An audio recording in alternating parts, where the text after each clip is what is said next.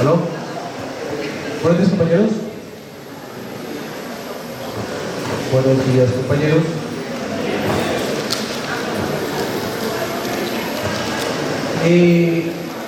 Hoy, como lo anticipamos hace 8 días,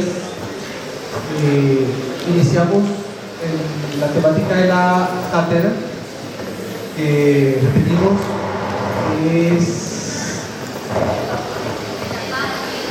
se centra en la pedagogía socialista. Pues por supuesto ahí entra la discusión pedagogía o educación. Hoy vamos a discutir si educación es lo que pedagogía, si son diferentes, cómo se relacionan, etc. Pero fundamentalmente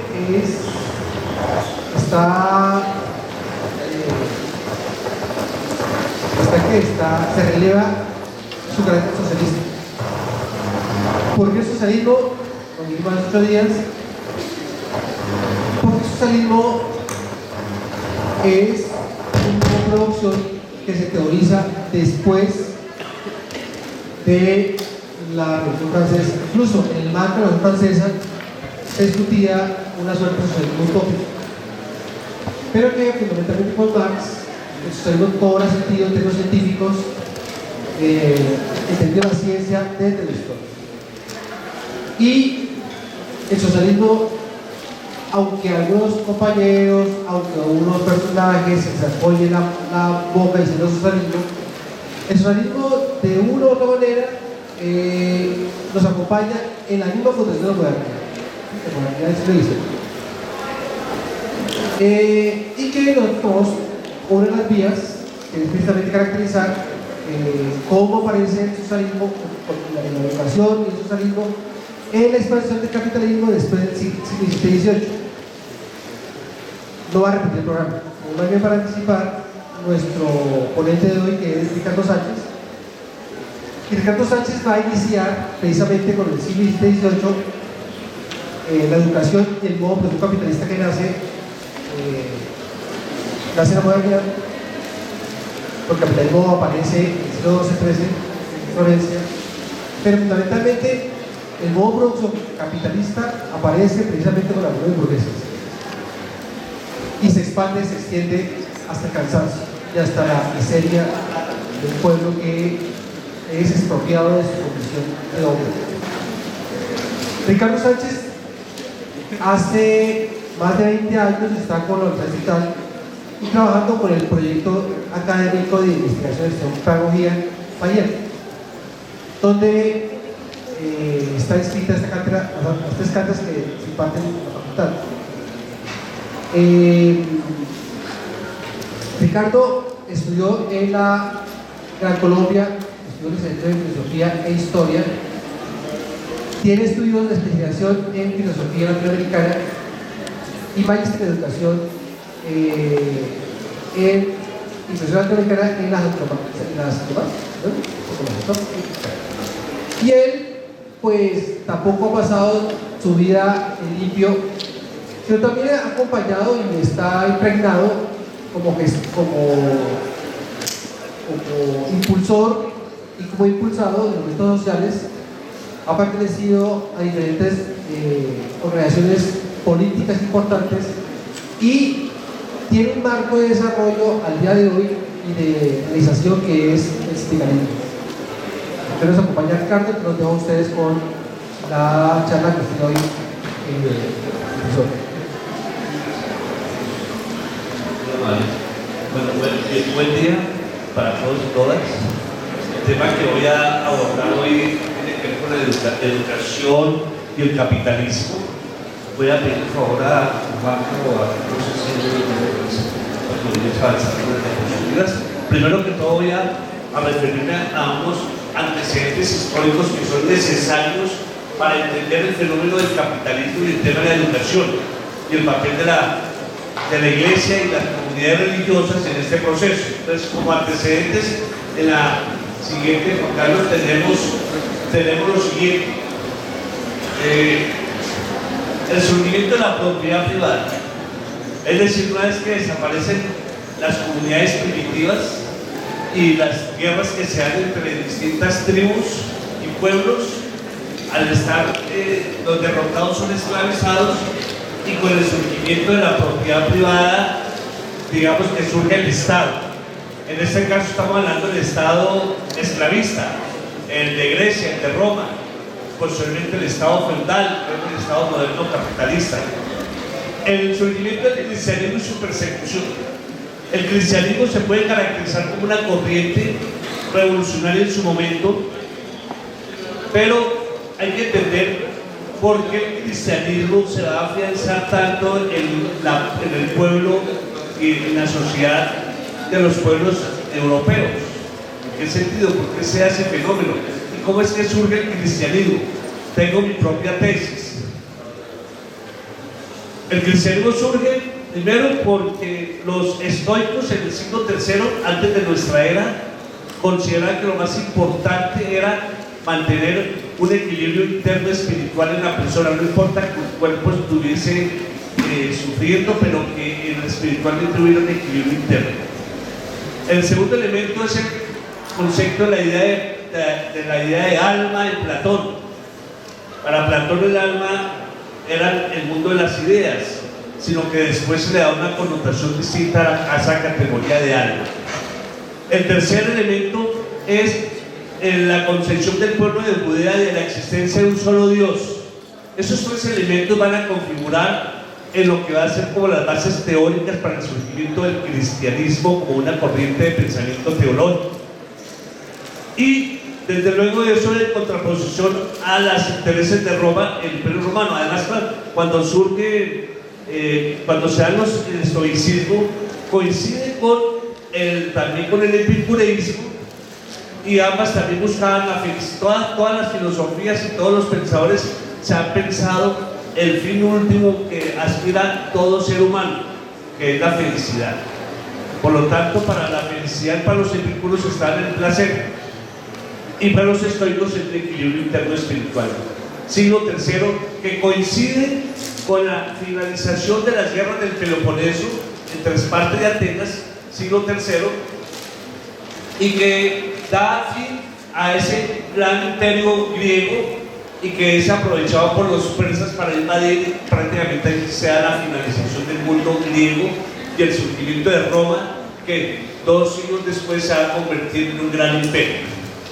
Entonces el Imperio Romano, pero ya había los elementos teóricos del cristianismo. En el siglo III, durante el Imperio Romano, el emperador Constantino se convierte al cristianismo. Es como si tuviéramos a Uribe de presidente y se convirtiera, nos cambiara de su ideología y se declarara comunista. El emperador Constantino se convierte al cristianismo, y el cristianismo se convierte en la religión oficial del Imperio Romano, ya que había unos 582 dioses, pero el cristianismo se había afianzado, se había metido en todos los sentimientos de las poblaciones del Imperio Romano, que ustedes saben que Europa dominó toda la Europa occidental, el norte de África y parte de Oriente. Entonces hubo una aceptación social del cristianismo de tal manera que eso fue aprovechado por el emperador para poder tener mayor dominio sobre su imperio. Y ahí se quedaron, la iglesia tenía una estructura jerárquica muy parecida a la del imperio, y estaban los obispos, y el de Roma era el obispo mayor, que hoy en día lo llamamos papa. Entonces, eso fue el edicto de Milán en el año 1303. En el año 476 se da el derrumbe del Imperio Romano por la invasión de los bárbaros y fundamentalmente por los germanos, ¿sí?, que van a darle fin a ese imperio. Y se fracciona todo el Imperio Romano, y la única institución del Imperio Romano que queda en pie, ninguna. La iglesia es la única institución que queda en pie, pero la iglesia no era una institución que hacía parte de la estructura del Estado romano, sino era independiente, como hasta hoy en día la iglesia tiene una estructura independiente en el Vaticano, totalmente independiente. Es un Estado pequeño dentro de otro Estado. Y allí se empieza a configurar en un proceso de 200 a 300 años todo el imperio feudal, toda la estructura del mundo feudal. La iglesia entonces como institución que queda en pie a través de los siglos va a adquirir unas normas administrativas estatales muy similares a las de Atenas y Roma, va a transferirla a las instituciones de la naciente Iglesia Católica, todas las organizaciones militares. La iglesia impone sus valores en el orden social y religioso, identificando el gobierno eclesiástico con el Estado. Es decir, el gobierno eclesiástico se convierte como en el Estado durante todo el mundo feudal, y por eso el cristianismo va a tener tanta fuerza, y por eso toda la educación durante el mundo feudal europeo va a estar en manos de la iglesia o de las distintas comunidades religiosas, como los agustinos, los franciscanos, los jesuitas, más adelante los lasallistas y otras comunidades varias. Sigamos. Entonces, el poder de la iglesia durante esa época del mundo feudal florece y se consolida la iglesia católica, apostólica y romana, con sus principios doctrinales. El Papa recibe la autoridad de Dios y ocupa la mayor jerarquía en la organización. El Senado del Romano Pontífice lo constituyen los cardenales. Entonces, aquí la máxima autoridad va a ser el Papa. El Papa viene siendo como el representante temporal de Dios en la tierra, de tal manera que todo lo que bendice el Papa es mandato divino, y por lo tanto cuando él bendecía a los reyes nos daba la potestad de un poder divino, y donde se consagraban todos los poderes de manera absoluta: el ejecutivo, el legislativo y el judicial. Por lo tanto, aquellos que se intentaran sublevarse o atentar contra ese poder divino, ese poder del rey, se podía considerar como un atentado de lesa divinidad, un atentado de lesa divinidad. Por lo tanto, tendrían que ser juzgados por ese poder divino, es decir, en el rey. Pero ya al final, en el mundo medieval, va a surgir un periodo, yo lo llamo un periodo de transición entre una época hacia el inicio de la otra época. Yo llamo una época todo lo que es la época de la esclavitud, la época del mundo feudal, la época del capitalismo en la que nos encontramos, ¿sí? Pero dentro de cada época van surgiendo movimientos sociales y organizaciones digamos que son contrarias al mismo sistema. Es decir, dentro de una sociedad hay grupos y organizaciones que van forjando unos cambios y unos procesos que no los vamos a ver de manera inmediata, sino que cuando uno estudia la historia se da cuenta de esos fenómenos y de esos cambios. Por lo tanto, ese periodo llamado Renacimiento va a ser muy importante, porque los hombres del Renacimiento, los filósofos y los pensadores del Renacimiento, lo que hacen es volver a pensar el mundo como lo hacían los hombres de la Grecia clásica. ¿Desde dónde pensaban el mundo los griegos? Desde la razón. Es decir, el racionalismo vuelve y se impone como una manera de interpretar y ver el mundo, y no como se hizo durante todo el mundo feudal, que se hizo desde la teología, y la razón fue subordinada a una racionalidad cristiana, una racionalidad teológica, igual que la filosofía. Por lo tanto, es decir, se empieza a pensar el mundo no desde Dios, sino desde el hombre mismo. Y entonces pasamos de un teocentrismo a un antropocentrismo, es decir, el hombre como centro del universo. Y entonces ese renacimiento va a permitir que surjan unos pensadores, tanto filósofos, que van a hacer aportes en el tema de la educación, la filosofía, filosofía política, la ideología y la pedagogía y la educación. Aquí tenemos una frase retrocedemos un momentico, por favor. Unas frases de Comenius. Jannaeus Comenius es uno de los considerado como el padre de la pedagogía moderna, y hay unas frases aquí propias de él donde se señala que el hombre y la pedagogía moderna se caracteriza por ser tan irracional. Racionalismo es hablando del racionalismo total, Y es que dice que formar un hombre para una determinada sociedad es educar y formar un hombre. ¿De qué hombre y qué sociedad acordarán desde John Locke a Paulo Freire, que son todos los pedagogos de la pedagogía moderna? De Jean-Baptiste de la Salle a John Dewey, en el que es preciso educar a la universidad de ser tal. Es decir, la educación se pone como un elemento fundamental para que se forme un ser humano, para que alguien sea humano.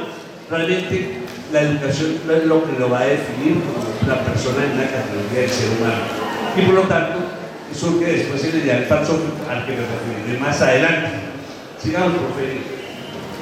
El ideal falsófico es una categoría que desarrollan ya ambos convenios en una de sus grandes obras majestuosas que tiene peso hasta el día de hoy, que se titula La Didáctica Magna. Y aquí dice el ideal falsófico consiste en nada más y nada menos que la promesa de la pedagogía. ¿Cuál es la promesa de la pedagogía? Lograr la igualdad también. Todos los pedagogos desde Jan Amos Comenius hasta Paulo Freire hablaban de la famosa igualdad. Pero vamos a ver qué pasó con esa igualdad. Ya no hablamos de ellos, sino hablamos de equidad. Entonces, la pedagogía del falsófico es la circulación del conocimiento libre para todos los que concurren a la escuela. Es una educación homogeneizadora, homogeneizante. Es como si las escuelas fueran unas máquinas de producir efectos estandarizados, del todos arrasando con las diferencias individuales existentes. El ideal falsófico se propone es una educación masiva, por grupos, donde se imparte unos planes de estudios sin tener en cuenta las diferencias individuales, sino que se ejerce para todos de manera igual y punto. ¿Sí?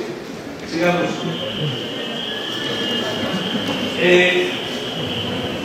Entonces ya hablamos de una siguiente, y es una transformación de la Edad Media, la cultura grecolatina, la aparición de la imprenta, los descubrimientos gráficos, cada vez más rutas al comercio y el desarrollo económico y el crecimiento de las ciudades son los inicios del mundo moderno capitalista. A veces decimos que gracias a Europa, América es, y no, gracias a América, Europa es. Porque si Europa no se encuentra con América, Europa no hubiera sido lo que es. Eso sí, ténganlo por seguro. Sigamos, por favor.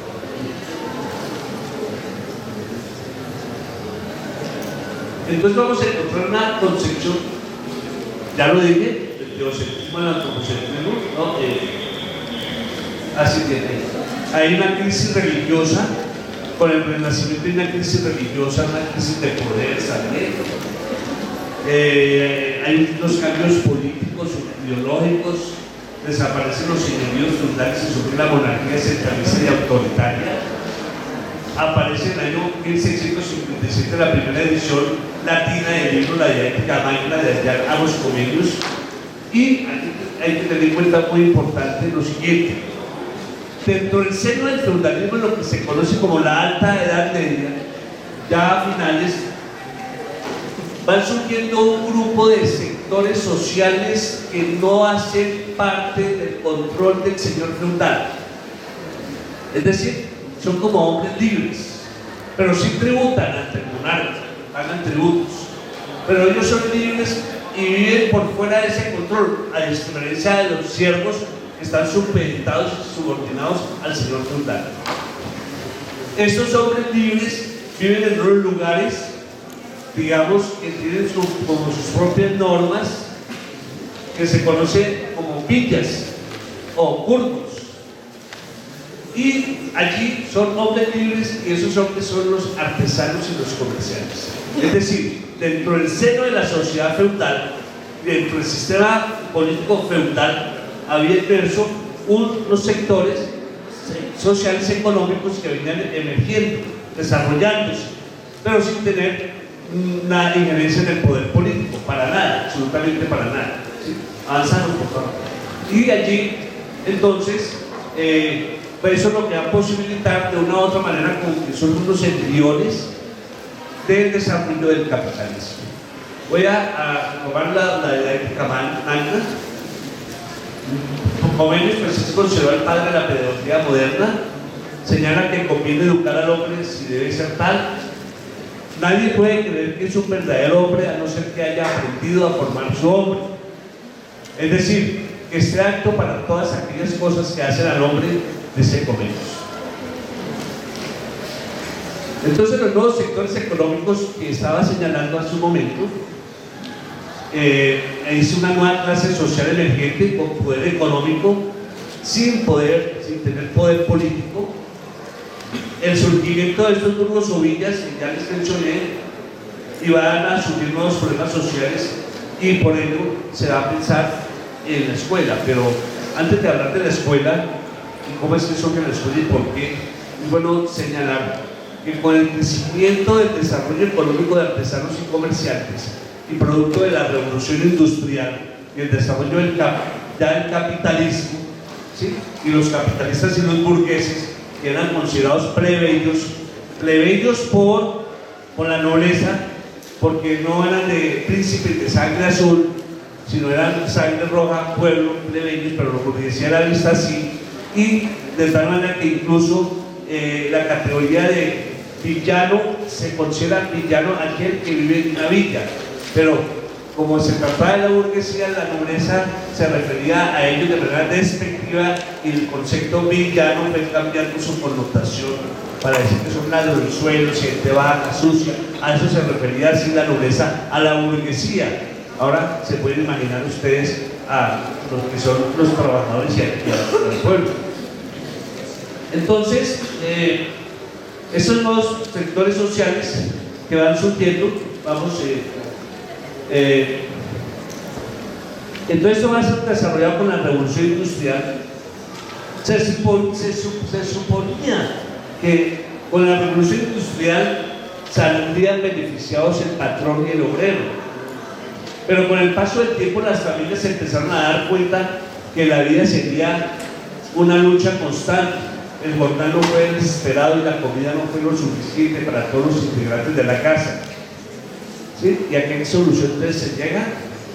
No encontraron otra solución mejor que trabajar hijos y madres todos en la misma industria junto al padre.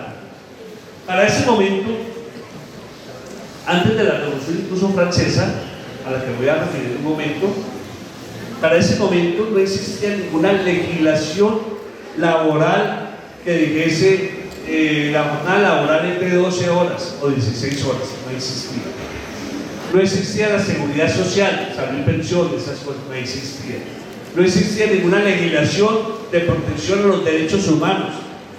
No existía ninguna legislación que dijera respeto a la infancia, a la niñez. No existía absolutamente. Es decir, no había ninguna norma, ¿sí?, que protegiera los derechos fundamentales de la sociedad de los seres humanos. No existía nada. Por lo tanto, esas fábricas surgían y explotaban la mano de obra de manera indiscriminada y ponían a trabajar a los obreros en horarios extensos, de tal manera que solamente podían recuperar su tiempo y las fuerzas suficientes en las noches de descanso, pero eran hasta 16 horas diarias de jornada para hombres y niños, incluso mujeres, ¿sí?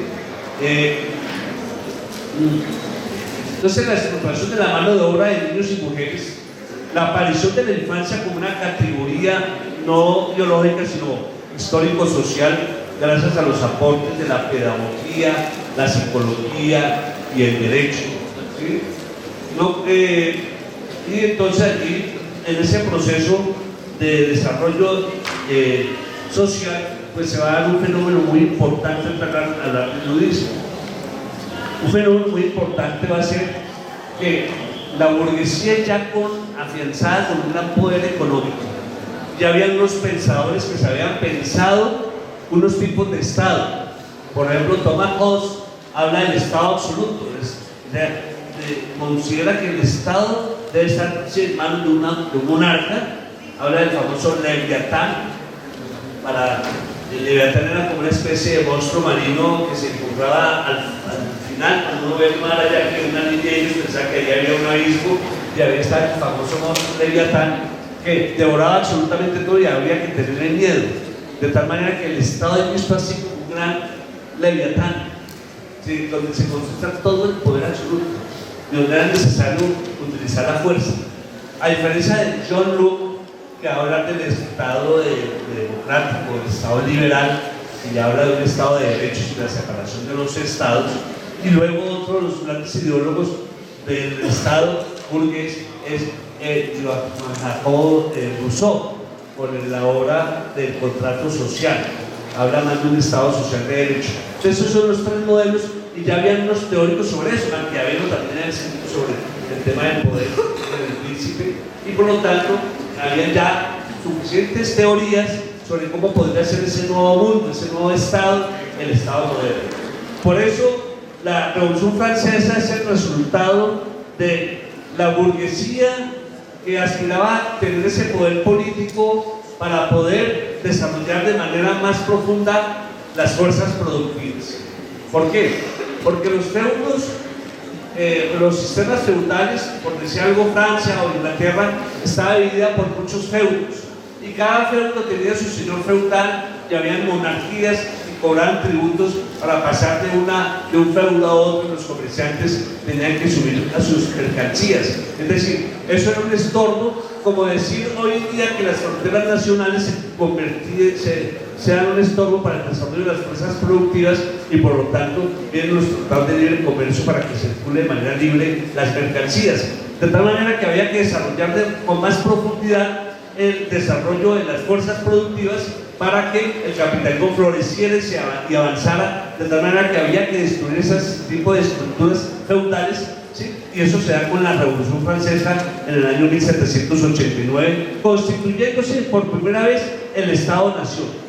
Es el primer Estado nacional, es el primer Estado-Nación, y desde aquí entonces empiezan a hablar de nacionalidades, y desde luego con la Revolución Francesa se inicia, yo digo, la época de las revoluciones burguesas, y que estallan en toda la Europa occidental, y paralelo a ello los procesos de emancipación y de independencia de las colonias de Europa, de toda España, en América. Ahora, ¿qué fenómeno se presenta allí?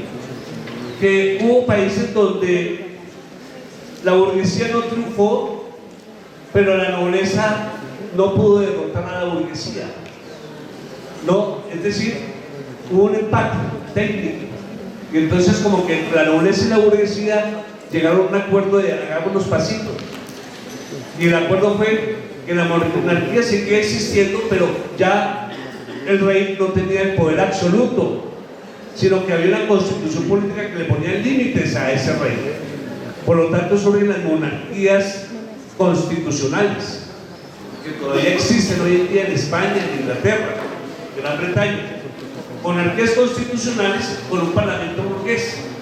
Y entonces existe aquí todavía esas formas de sistema político antiguo, todavía existen hoy en día en Europa. Paralelo a ello, pues todo el proceso de revolución industrial que se da, la construcción de máquinas, que entonces es un movimiento que se va a llamar el ludismo. El ludismo fue un movimiento, como su nombre lo dice, recibe su nombre por Ned Ludd, a quien se le atribuye la destrucción de dos telares en 1779, convirtiéndose en un emblema para los sublevados, quienes incurrieron a menudo en este tipo de prácticas violentas. Por eso se les conoce como luditas, Luds o ludites en inglés. Ahora, se dice que Ned Ludd, como que no existió, o si existió, no hay una evidencia real sobre ello. Simplemente habían panfletos que aparecían firmados por Ned Ludd, donde llamaban a los obreros a destruir las máquinas, porque consideraban que las máquinas eran las culpables de su situación de miseria y hambre, ya que las máquinas habían desplazado la mano de obra y muchos obreros habían quedado desempleados y los habían llevado a la situación crítica. Como hoy en día decir que la tecnología es la culpable del desempleo porque ha desplazado mano de obra. Mentira. Son los dueños de los medios de producción, es decir, de las fábricas, de las máquinas, hoy en día los dueños de las tecnologías y las redes, los que hacen los que hacen, digamos, que hay toda esa cantidad de desempleo. El hombre y los seres humanos deberían trabajar menos hoy en día. Es decir, si hay tanto desarrollo de tecnología, pues el ser humano debería trabajar 2 o 3 horas al día. Suficiente. Porque es que la existencia es una, somos seres únicos e irrepetibles. Y por lo tanto, si uno de los fines que busca siempre o que quiere alcanzar todos los seres humanos es la felicidad. Y la felicidad es para tener una vida plena, llena de alegrías, de gozo, ¿cierto? De equilibrio, de estabilidad. Entonces, ese es el sentido de la vida. Y por lo tanto, no es para que sea un sufrimiento nuestra existencia. De eso se trata. Y el capitalismo lo que hace es todo lo contrario. Entonces, en ese sentido, ellos rechazaban principalmente el uso de las máquinas, de telares e industrias textiles, ya que estos adelantos significaban una menor necesidad de mano de obra calificada, dejándolos sin trabajo. Esas eran las mentalidades. Y eso es lo que nosotros podemos decir que es una clase obrera que no tiene conciencia en sí y mucho menos para sí. Son 2 categorías marxistas, ¿sí? ¿Qué es la conciencia en sí y qué es la conciencia para sí? Son 2 niveles y cuando se llega a un nivel de conciencia en sí se reconoce como clase obrera, se reconoce entre pares, entre hermanos, clase trabajadora que no es dueña de los medios de producción y tiene que vender su fuerza de trabajo para subsistir al precio que le ponga el patrón o dueño de sus medios de producción o de fábricas o de instituciones determinadas. Sigamos. Entonces el ludismo entonces, fue un movimiento de protesta de los artesanos británicos en el siglo XIX, prácticamente entre el año 1811 y 1816 con mucha fuerza se desarrolló, quienes se opusieron de manera violenta a la revolución industrial. Rechazaban principalmente el uso de maquinarias en telares e industrias textiles.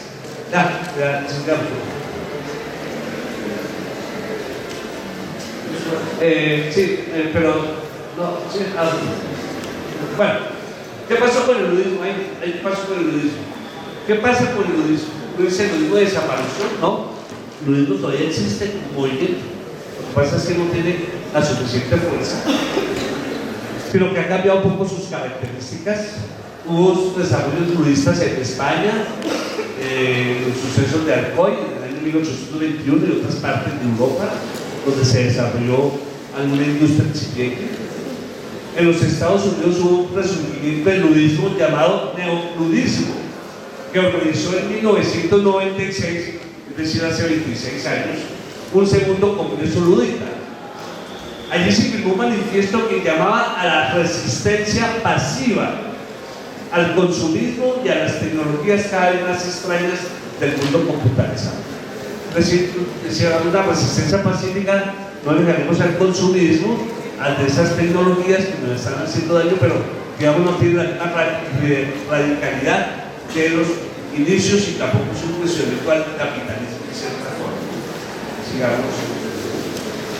Entonces, en ese contexto de la revolución industrial, de la formación de los estados nacionales, donde la revolución francesa logra derrotar a los contrarrevolucionarios, porque siempre cuando surge una revolución, pues las noblezas de España, de Inglaterra y de otras partes de Europa se asustaron muchísimo porque los reyes vieron cómo las cabezas de los reyes de Francia rodaron, ¿sí?, con las guillotinas, y les daban miedo a eso. Entonces se dio ese pacto. Alemania, por ejemplo, no hubo revolución, pero la nobleza decidió desaparecer por sí misma y convertirse en una clase burguesa muy conservadora, muy católica a propósito. Y entonces, dada la revolución industrial, se va a presentar como un fenómeno de orden social. Miles y miles de niños y jóvenes deambulan por las calles, pandillas enteras. Hay escuelas de niños que los adultos forman para volverlos ladrones. No había en ese entonces no existía en ese momento la categoría de infancia. Los niños y las niñas eran vistos como unos adultos pequeños.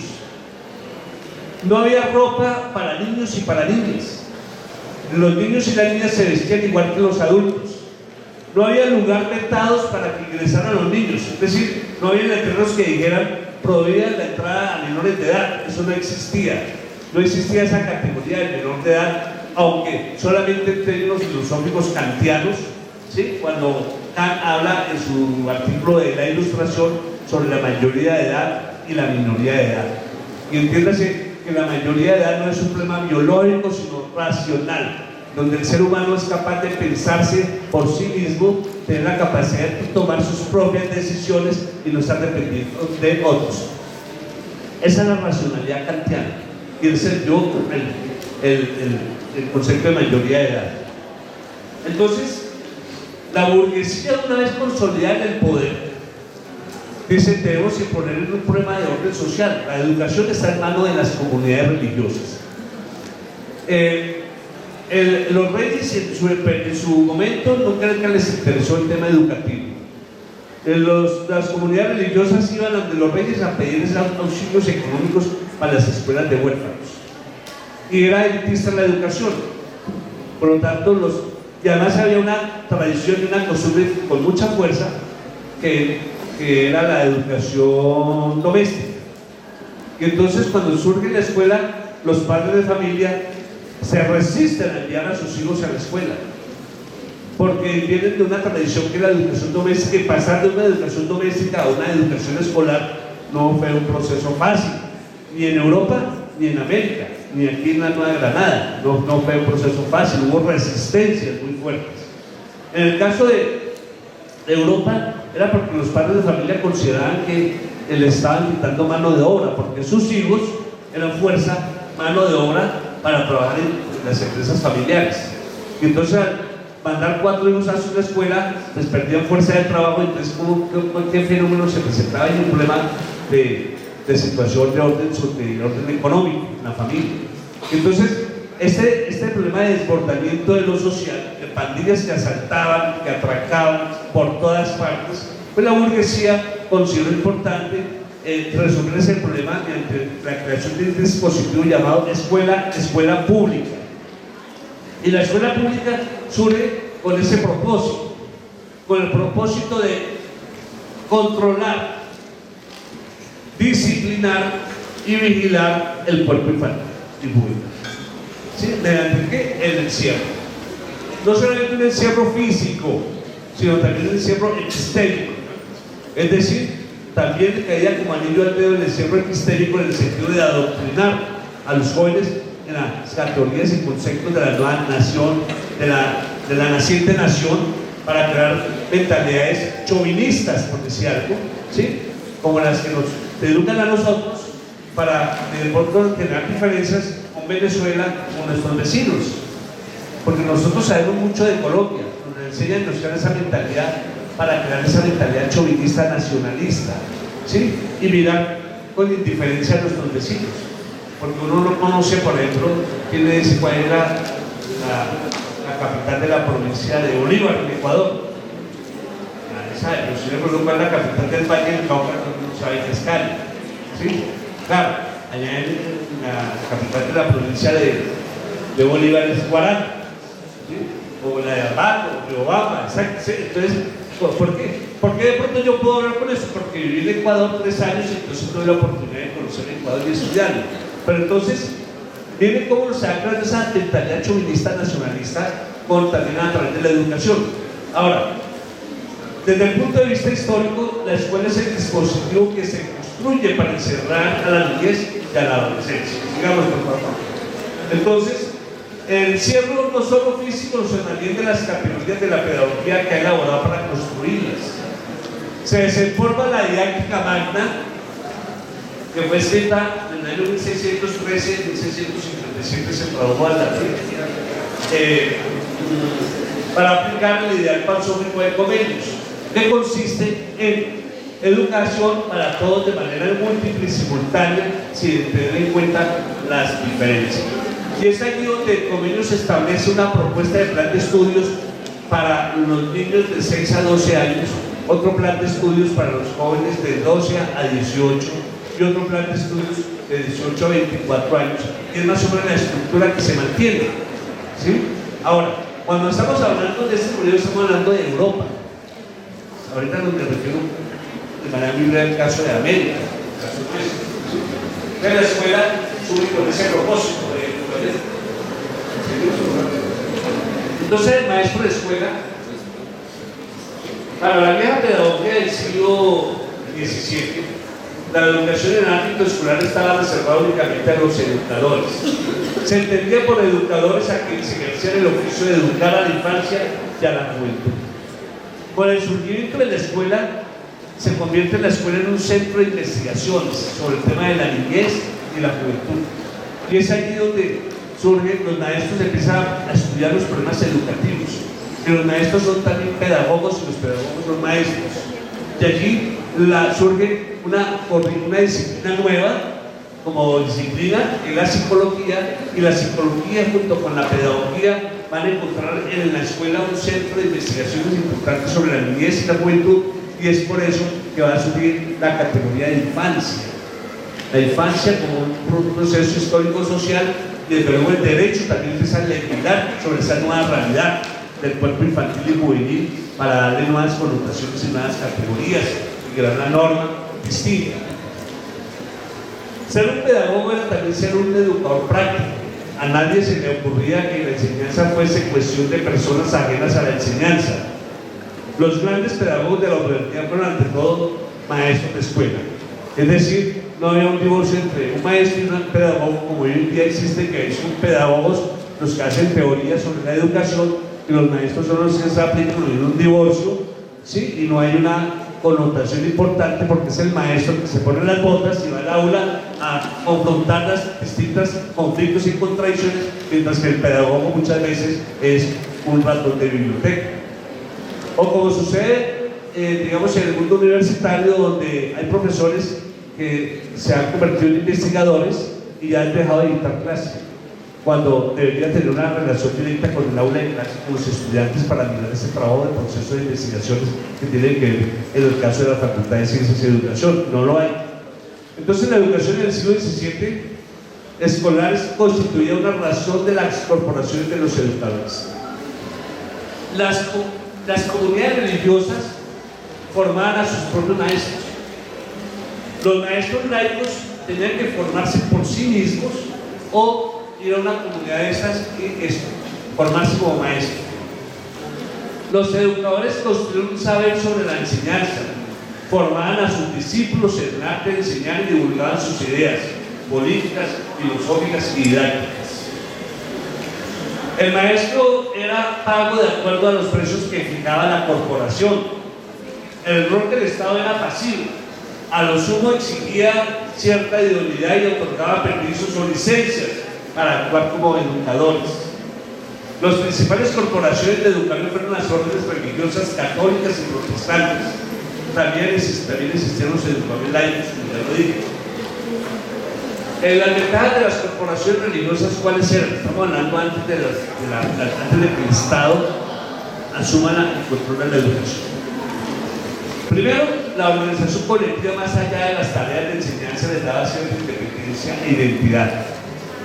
Dos, la educación ocupaba un lugar fundamental. No era la preocupación central, sino la oración y la evangelización. Tres, larga experiencia histórica en sus saberes pedagógicos. Cuatro,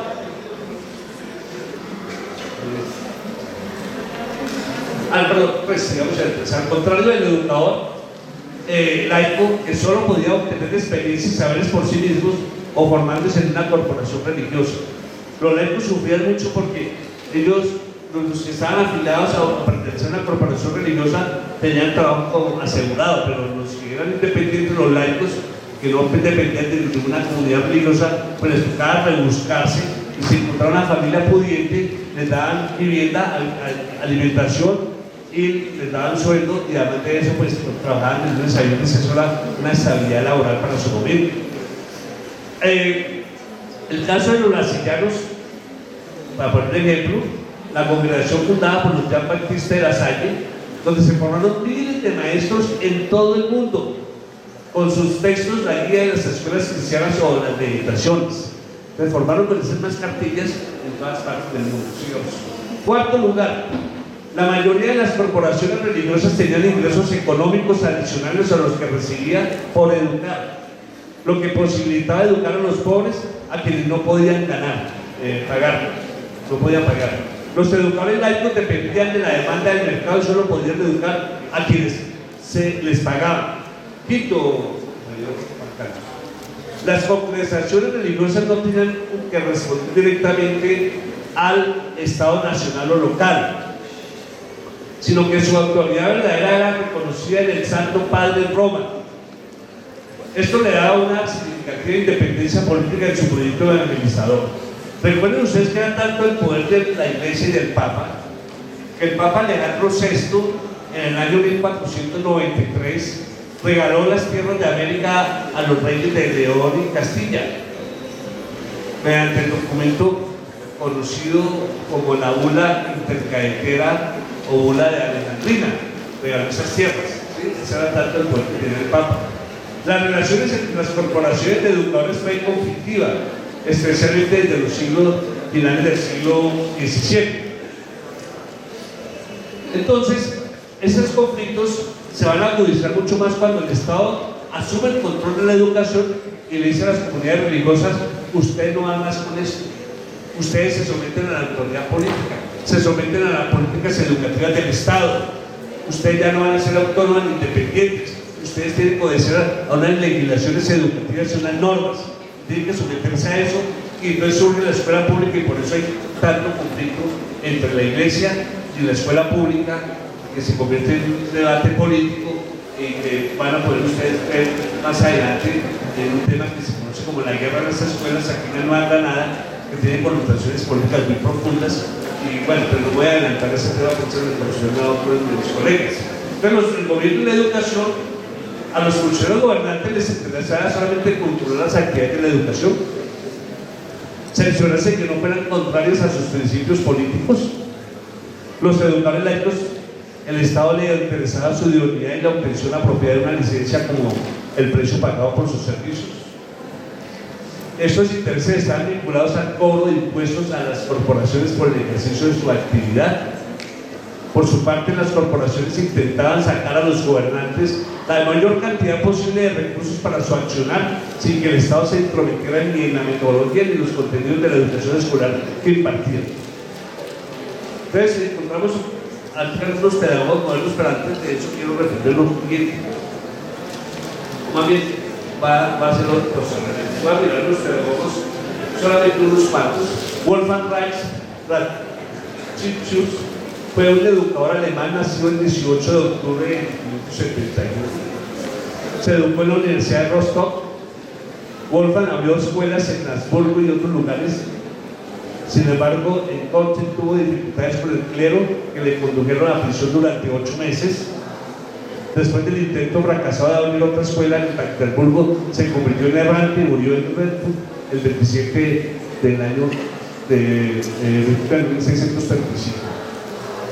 Ratzius creía que a través de la didáctica se podría conseguir enseñar en poco tiempo y a cualquier edad latín, hebreo y griego, por lo que fue el iniciador de la enseñanza plurilingüe. Su método de enseñanza se basaba en la observación y su didáctica en el método rural, con el que profundaba el aprendizaje a través de la experimentación y el pensamiento inductivo. El sistema educativo fue basado en la filosofía de Francis Bacon. Aquí es importante hacer un paréntesis, porque se venía desde el punto de vista de la filosofía y de las formas de pensarse el mundo, se venía implementando el método de la duda metódica o el método cartesiano, que partía de lo general, de las generalidades a lo particular, ¿cierto? Y una manera de pensar cartesianamente mediante la duda era de pronto decir que ustedes, que el mundo no existe, que el universo no existe, que ustedes no existen, que yo no existo, pero pienso, y si pienso, luego existo, y entonces es una manera de pensar cartesianamente. Es decir, que la existencia En Europa está el del pensar, es decir, porque me pienso existo, y porque se piensa existe. Si no se piensa, no hay existencia. A diferencia de la antropología filosófica latinoamericana, que la existencia está dada desde la misma existencia. Es decir, primero existo y luego pienso. Existo, luego pienso. Pero bueno, eso es parte de otra discusión, ¿sí? Diferente. Pero creo que me veo esa Francis Bacon, porque Francis Bacon lo que hace es invertir el método deductivo cartesiano para pasar de, ya no a partir de la generalidad, sino a partir de la particularidad, ¿cierto? Es decir, es descomponer el todo en sus partes. Y entonces con eso surge el análisis y el método analítico. Y desde luego ese método analítico se vuelve crítico y experimental, y que eso le posibilita desarrollar lo que se conoce como el método de la ciencia y de las ciencias naturales. Que después corrió Augusto Comte el método de las ciencias naturales de Francis Bacon, lo aplicó al campo de las ciencias sociales, con lo cual surge la sociología con su propio método etnográfico. Pero esos son procesos. Aquí lo que quiero mirar ver es que Wolfgang Thais quiere partir del método analítico, crítico, experimental, ¿sí? Donde establece los siguientes principios de la educación: sigue la naturaleza de lo simple a lo complejo, se aprende una cosa a la vez, debe repetirse lo aprendido, debe enseñarse en la lengua materna, primero debe aprenderse gustosamente sin coacción, no deben imponerse reglas ni aprenderse de memoria, todo debe aprenderse por la experiencia, el maestro debe solo intuir, debe marchar de acuerdo a la disciplina escolar. Era una de las formas de pensar desde este pedagogo. Tenemos a János Komenius, y ya nos hemos hecho referencia a él, pero hablemos un poco de él. Fue un filósofo y pedagogo checo, cuyo nombre primero era János Komensky. Si bien es más conocido por el latinizado Comenio o el latino Comenius, nació en Cluj, Moravia, en 1592 y falleció en 1670. Fue el último obispo de la comunidad de los hermanos Bohemios. Fue perseguido por el gobierno imperial, vivió expatriado y errabundo por diversos países de Europa, Polonia, Hungría y finalmente Holanda, donde murió. Es considerado el más grande educador y pedagogo del siglo XVII y uno de los más grandes de la historia. También es considerado como el iniciador de la pedagogía moderna. Su pedagogía es una conjunción de ideas religiosas y realistas. El fin de la educación para él es la salvación, la felicidad eterna, y considera como uno de los objetivos de la educación en la humanidad. Él era estoico, o un neo-estoico, por eso al principio hice referencia al estoicismo. Él es un neo-estoico y considera que había que educar prácticamente para tener un buen equilibrio del alma y del espíritu. De sus obras pedagógicas más importantes tenemos la didáctica mágica. Básicamente el contenido de la obra, aunque está influenciado por la formación religiosa del autor, preconiza la enseñanza directa, simultánea, en aulas donde aprenderían niños y jóvenes de uno y otro sexo. Sigamos, por favor. Una de las grandes frases para poder resumir el ideal pausófico es enseñar todo a todos, ordenar las formas de enseñanza, dividir en etapas la educación, anticipa la idea de la escuela democrática unificada. La educación debe aplicarse a todos, sin ningún tipo de diferencias. Su principal contribución ha sido respecto al método, tanto en las ciencias como en las artes y en las lenguas. Además, dividió la escuela en 6 clases, estableciendo así un principio de enseñanza graduada. Otro importante, que además de ser filósofo, ideólogo en lo político, también fue alzó aportes a la pedagogía. Nació en Bristol, Inglaterra, el 29 de agosto de 1632, murió el 28 de octubre de 1704. Fue un filósofo y médico inglés considerado como el padre del empirismo inglés y del liberalismo clásico. Establece que la didáctica es una técnica para disponer la mente del alumno de tal manera que pueda aprender cualquier ciencia, debe partir de la observación directa y la experimentación personal. Aportó el realismo y el utilitarismo. Acuérdense que el utilitarismo es una corriente del pragmatismo, o una corriente epistemológica o una corriente filosófica, y ese pragmatismo viene desde el epicureísmo, que era la otra corriente que yo les hablé, contraria al estoicismo, ¿sí? El Epicuro del siglo III, que es ser práctico, ¿cierto? Epicuro decía que la felicidad se encontraba donde, en el placer, y donde había que buscar el mayor placer para el mayor número de hombres, es decir, el placer en el buen sentido de la palabra, ya que la Iglesia después le dio otra connotación, y por eso cuestionó a Jeremías Bentham, que implantó un sistema, unas ideas en el sistema educativo en la Nueva Granada, y por eso Bentham era cuestionado por estos planteamientos epicureístas, pero dando otra interpretación positiva de las palabras. Como característica general de su pedagogía, propone una cultura realista y científica que debe ser enseñar, concede un lugar importante a la formación física. Su estudio era referente a que las ideas no eran innatas ni el casualismo. Su aporte a la educación fue su propuesta pedagógica, que se fundamentaba con un ensayo sobre el entendimiento humano, donde delineaba teoría de la mente. Los principales tres elementos que proponía para la educación son un carácter virtuoso, elección de un programa de estudios, conseguir el desarrollo de un cuerpo sano.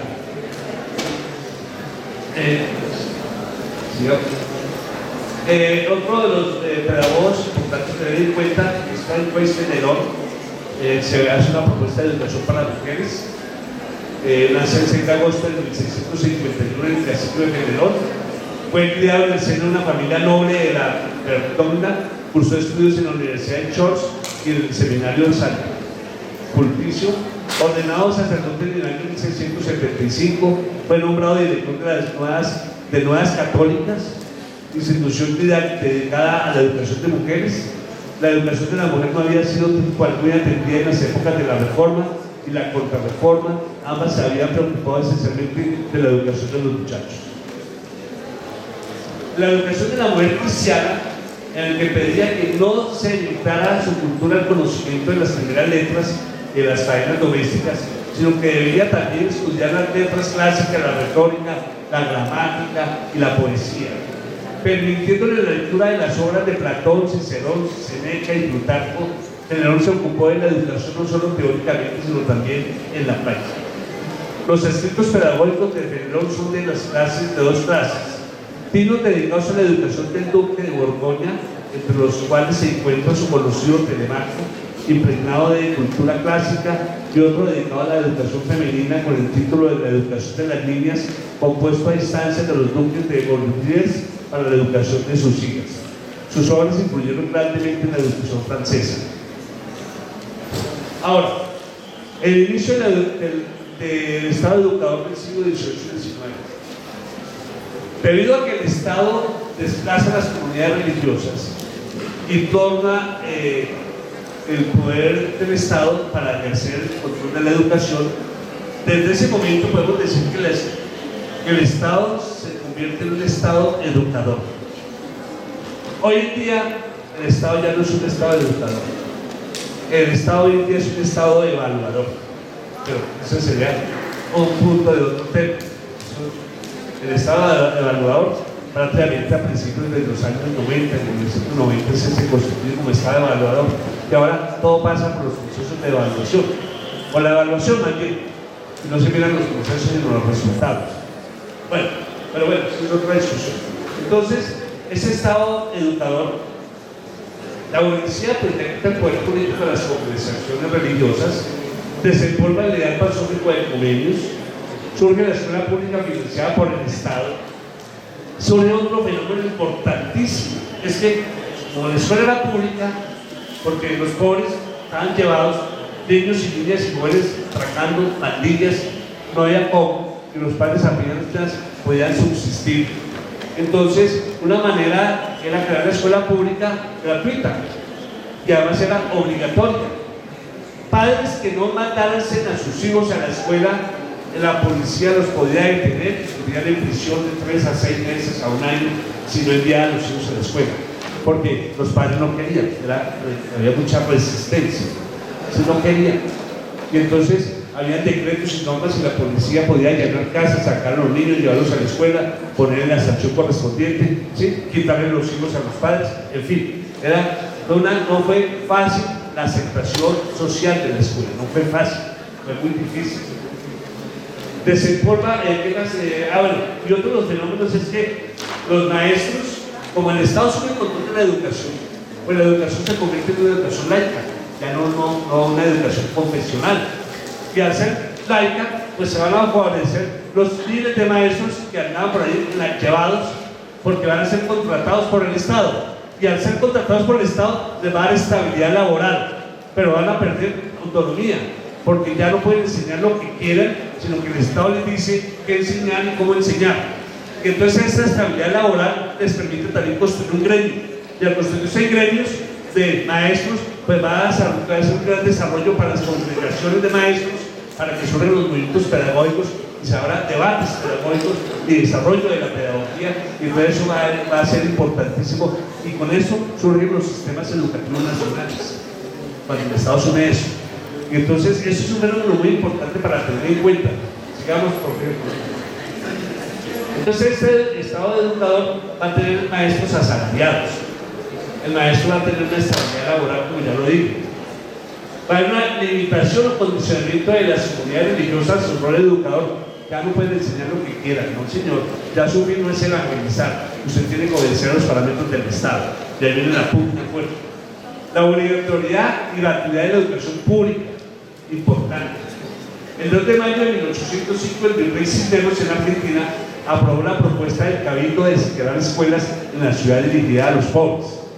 Y entonces, claro, entonces allí hay un control social importante, y una vez que se pone en orden la problemática social, ya empieza a pensarse en el orden de lo escolar. Es decir, cómo es que tiene que ir organizada la escuela, cómo son los espacios, las bibliotecas, las aulas, los salones, los comedores, las zonas, los patios de descanso. Es decir, ya se empieza a pensar cómo es que la estructura escolar se pone a poner en orden ese tipo de estructuras y a pensarse en la escuela.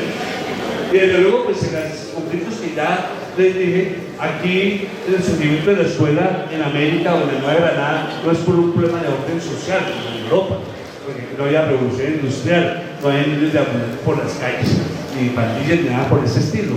O es más bien una iniciativa de las comunidades religiosas, desde luego, por un lado, pero también todos los intereses de los republicanos, el proceso de emancipación y una aspiración que tenía Bolívar y Santander, ¿sí?, en los inicios de la República, en la conformación de escuelas normales y de escuelas de minas, y bueno, las necesidades que se daban allí, y desde luego que eso obedece a unos intereses políticos entre liberales y conservadores, pero sería tema ya interno aquí en la Nueva Granada, que va a desarrollar mis compañeros, me imagino, cuando trabajan el tema de las guerras de las escuelas, tratará de hablar de ese fenómeno aquí en la Nueva Granada. Estamos mirando más el fenómeno desde Europa, que tiene incidencia en América.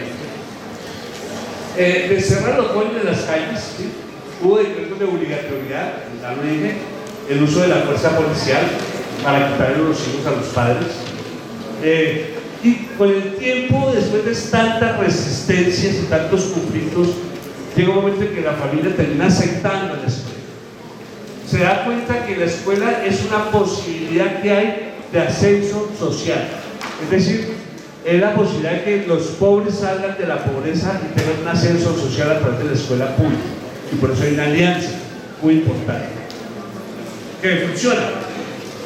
También hasta finales de los años 80, esa alianza se rompe, porque antes el maestro era una autoridad no porque se le tuviera miedo al maestro, porque la autoridad del maestro se da es porque el saber, la autoridad está en la sabiduría del maestro, el saber del maestro. Pero en los años 90 finalmente ya encontramos hoy en día que el maestro viene siendo cuestionado por los dos padres de familia, que no tienen formación pedagógica, no tienen formación, no son profesionales, pero le dicen al maestro que no sabe. Y falta que le peguen al maestro. ¿Sí? Ese fenómeno se da hoy en día. Es tema también de otra discusión. Entonces, el surgimiento de la infancia, ya lo dije, se da a través de la escuela, y lo del orden social también lo comenté hace un poco. Sigamos, por favor. Entonces hay unos intereses políticos. También el tema de la educación en manos del Estado va a generar un movimiento, un debate político en los movimientos políticos socialistas, marxistas, anarquistas, en el seno del movimiento obrero, en el seno del movimiento sindical. ¿Cómo así que ahora que el Estado asume una educación y entonces tiene toda una discusión, una polémica? Esa polémica se dio en el siglo XIX en el seno de la Asociación Internacional de los Trabajadores. La famosa Primera Internacional, conocida como la Primera Internacional Socialista, que fundó Carlos Marx y Bakunin, que se rompió esa Primera Internacional, que es como el partido de la clase obrera del mundo, la internacional, que se rompió porque marxismo y anarquismo son compatibles. No son compatibles. ¿Sí? Marxismo y anarquismo. Y entonces después Marx funda la Segunda Internacional, que hoy se conoce como Internacional Socialista, que se desaparece en la Primera Guerra Mundial. Después Lenin fundan la Tercera Internacional Socialista, que desaparece en la Segunda Guerra Mundial, después la Cuarta Internacional, pero ese es otro tema para hablar de las internacionales socialistas. Hablando de educación y socialismo, tendremos que referirnos en su momento un poco al tema de las internacionales socialistas y por qué de su importancia y vigencia. Entonces, estas tres posiciones al respecto de la educación pública en manos del Estado, tres posiciones, y las tres se oponían a la asistencia a ella de los hijos del proletariado. Es decir, las tres posiciones decían: los hijos nuestros, los hijos de los obreros, no deben ir a la escuela. Tenían distintos argumentos. Vamos a mirar.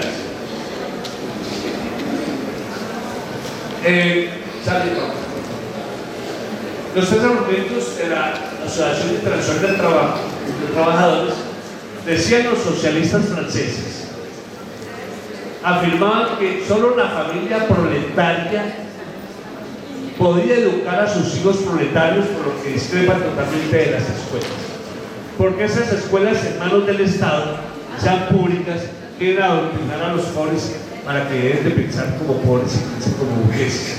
Es decir, como hoy en día le dicen: usted puede ser empresario, usted puede ser innovador, monte su propia empresa, ¿sí? Monte su propia microempresa, ¿sí? Es eso, esa es la mentalidad para eso. Entonces, ellos discrepaban de eso. Los anarquistas, que durante más de 100 años habían creado un poderoso movimiento dentro de la clase obrera urbana, muy poderosos los anarquistas, todavía. Yo creo que los anarquistas, no soy anarquista, pero hay que reconocer que los anarquistas hoy en día lideran muchas luchas en todo el mundo, ¿sí? Los anarquistas se oponían a la organización escolar. No se oponían a la organización escolar, pero sí a la escuela pública. Y, digamos, entonces, ellos se oponían a la escuela estatal. Sostenían que los obreros debían organizar su propia escuela, su propia estructura escolar, por fuera del Estado, y rechazaban la obligatoriedad escolar. Y efectivamente los anarquistas montaron muchas escuelas, muchas. Pero sostener una escuela cuesta. Y en unas fábricas montaban escuelas para que los hijos de los obreros se formaran allá. Hay escuelas anarquistas en España, donde al niño desde los 5 años le están dando su autonomía y su independencia marital, ¿cierto? Que se decida por sí mismo. Pero estas escuelas fueron fracasando por el tema de sostenibilidad. Es muy difícil sostenerse sin el apoyo estatal. Carlos Marx consideró que la escuela, debido a que el proletariado no podía organizar sus propias escuelas, que no las podía mantener, entonces Carlos Marx pensó de que era necesario entonces aprovechar esa infraestructura burguesa de la escuela para que los niños proletarios fueran a esa escuela, pero en esa escuela no se enseñara ni religión, porque ustedes saben que la religión también tiene la intención de volver a las personas sumisas, con el argumento de que si tú eres pobre no te preocupes, hijo mío, ¿sí? No vienes a los ricos por envidia, porque es más fácil que entre un camello por el hueco de una aguja no rico al reino de los cielos. Me parece un pastor, ¿sí? Entonces, con eso conformaban a los pobres. Aquí no es lo mismo, acepta tu pobreza, tu miseria. Dios te tiene destinado para hacer una gran obra. Te está poniendo en prueba aquí en la tierra, serás recibido en el reino de los cielos. ¿Sí? Y por eso desarrolló, desde la Biblia se desarrollaron sus teorías de Santo Tomás, en el mundo del más allá, o en San Agustín, y a la ciudad de Dios, ¿cierto? Porque tiene a evangelizar y salvar el alma y no tanto el cuerpo. Y entonces, dice Marx que tampoco los hijos en la escuela se debe enseñar filosofía, ni historia, ni economía política por su sesgo burgués. No era necesario. Y que eso se le competía a un tipo de escuela proletaria o seminario proletario para formar en esas áreas de conocimiento. Pero esto es muy difícil.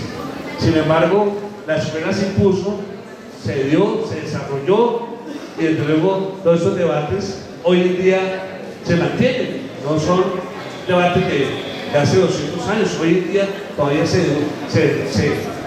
discute y se debate cuál es el papel de la educación en la escuela y en la universidad. ¿Sí? Hay unos perfiles. No es lo mismo estudiar en la Universidad de los Andes o en la Javeriana que en la universidad pública, ¿cierto? Hay unos perfiles, unas identidades distintas. Pero, desde luego, desde a mí no obedece a la ideología con la que forma el maestro. Porque yo sí considero que la pedagogía no es neutral. La pedagogía también tiene un centro ideológico, ¿sí? Y político, desde luego. Y eso va desde la mirada como la asume el maestro en sus discursos pedagógicos o en sus clases. Por lo tanto, como nosotros vamos a hablar, estamos hablando de educación y capitalismo en ese tema, y el tema general es educación y el socialismo. Y por lo tanto sí es recomendable que ustedes lean por su propia cuenta una consulta de qué fue la primera internacional socialista, la segunda internacional socialista, la tercera y la cuarta que existe, pero la tercera digamos ya no existe, pero sigue en la Liga Internacional Comunista. Entonces hay una cantidad de tendencias y corrientes en el seno del movimiento obrero y popular, el movimiento social, el movimiento campesino indígena, que es necesario debatir y discutir porque está relacionado con el tema de la educación. Ahora, la educación adoctrina, sí, desde el punto de vista del Estado, pero también puede generar cambios desde las estructuras que se asuman por parte de la maestra. Entonces, el surgimiento del conflicto de la Iglesia y del Estado, digamos, como que concluyendo, ¿sí? Todo esto va a desembocar en un conflicto entre la Iglesia y el Estado, y las conclusiones, pues la palabra la tienen ustedes. Yo creo que ustedes sean los que den las conclusiones, ¿sí? Sobre este tema. Entonces yo voy a dar la palabra a, y me levante la mano, será el afortunado o la afortunada de tener el micrófono para hablar en este auditorio. ¿Qué digo yo? Uno, por favor. Allá atrás, ¿quién más? ¿No? ¿Quién quiere hablar? Aproveche porque esta oportunidad no se presenta todos los días, sino cada 8 días. Eso quiere decir que quedó claro todo, ¿cierto? Que no hay dudas, que no hay preguntas, que no hay inquietudes, ¿cierto? Bueno, no sé si mis colegas quieran de pronto hacer un comentario al respecto. Les agradezco mucho su atención, muy amable. Gracias, profesor Ricardo. Yo sí quisiera hacer como para complementar alguna de las tesis que nos presenta el profesor Ricardo, porque acuérdense que el eje, el tema central de la cátedra es de la educación escolástica, humanística, que hace relación a la Iglesia, ¿sí? A la educación socialista. Ya en la parte final que él nos estaba presentando, hay que tener en cuenta también, hay unos textos que creo que se les puede facilitar a ustedes. Hay un texto de Luis Althusser, que es un filósofo inglés del siglo pasado, que se llama Ideologías y dispositivos de control del Estado. Y dentro de esos dispositivos de control del Estado, como nos muestra el profesor Ricardo, está la religión y está la escuela. Cuando él nos está mostrando el tema de la escuela en el capitalismo, en eso también se ha presentado una discusión porque hay algunos que dicen que la escuela le quita a la burguesía la explotación de esos niños que estaban allá, pero también frente a lo que él nos mostraba de lo que aparece con esta escuela capitalista, ¿sí? Antes de que, por ejemplo, en el caso de las pandillas y todo, es muy importante el texto, que es uno de los textos centrales de esta cátedra para este semestre, que es el de Antón Macarenco, que se llama Poema Pedagógico. Ahí hace alusión a la educación de esos niños, de esos jóvenes y esos adolescentes que estaban en el tema de las pandillas. Claro está que esto ya en el siglo XX, porque apenas estamos iniciando, partimos del siglo XVII, que es el periodo de la modernidad inglesa, la aparición del capitalismo, hasta llegar al siglo XX, con ya todo el tema de lo que fue la Revolución Rusa, todo el desarrollo de la educación socialista. Entonces, es muy importante este texto de Antón Macarenco, pero también el texto de Althusser, porque Althusser va a desarrollar una teoría, y me parece muy importante el enfoque teórico y epistemológico en estos temas, que es la teoría de la reproducción social. Por eso es que esto se opone, ¿sí?, a que se implementara ese tipo de educación al pueblo, y eso nosotros lo podemos comprobar. Por eso van a aparecer unas corrientes ya en la historia reciente contemporánea del siglo pasado, que desarrolla, por ejemplo, la escuela de Frankfurt, que es la teoría de la educación crítica. Ellos desarrollaron la teoría crítica, pero también van a desarrollar lo que fue Althusser y Herbert Marcuse, lo que es la educación crítica. Y también van a aparecer lo que es las pedagogías críticas, que son unas corrientes muy importantes precisamente frente a este tipo de educación que se implementaba por parte del Estado burgués, con un agravante en el caso nuestro, ya a partir pues, de la Segunda Guerra Mundial, con la aparición del neoliberalismo como ideología, que eso se ha implementado, se ha tratado de implementar casi en todos estos países. En el caso de la silla, ¿sí? Como ha ocurrido, por ejemplo, ya hoy en día a nivel de lo que es el contexto mundial, ¿sí? Y eso lo tenemos en Colombia desde la década de los 90, ¿sí? Y es poner la educación al servicio del mercado, es decir, al servicio de la empresa. Es prácticamente lo que nos mostraba el profe Ricardo con la aparición de esa educación en el siglo XVII, ¿sí? Que la educación estaba al servicio, porque es que tampoco, cuando nosotros miramos el tema de la educación en manos de la iglesia, es igual, es lo mismo, porque es que además a la iglesia nunca le interesó que el pueblo se educara, y ese es el conflicto que se genera entre el Estado moderno, el Estado liberal, capitalista, con la iglesia, porque es que se le va a quitar a la iglesia esa hegemonía que tenía de explotación. Un ejemplo, los colegios mayores aquí en el contexto del virreinato de la Nueva Granada, que es la época colonial, el Colegio Mayor del Rosario, que está aquí en la Jiménez, llegó a tener 17 haciendas. Una de esas haciendas del pueblo necesita del colegio, aquí en Cundinamarca, porque ustedes saben que la iglesia nunca ha producido, nunca ha trabajado, pero siempre ha explotado al pueblo. Y la riqueza que han acumulado el Estado del Vaticano es la explotación que han tenido a través de toda la historia de la humanidad. Entonces, ese es el papel que juega la escuela, y ese es el papel que la burguesía le va a quitar a la iglesia, y esa es la pugna que vamos a tener. Entonces, a mí sí me parece que estos autores que estoy diciendo son muy importantes, y son textos que a ustedes se les van a dar para que ustedes puedan profundizar más. Gracias. Gracias, compañeros. Yo quisiera como hacer un par de aportes.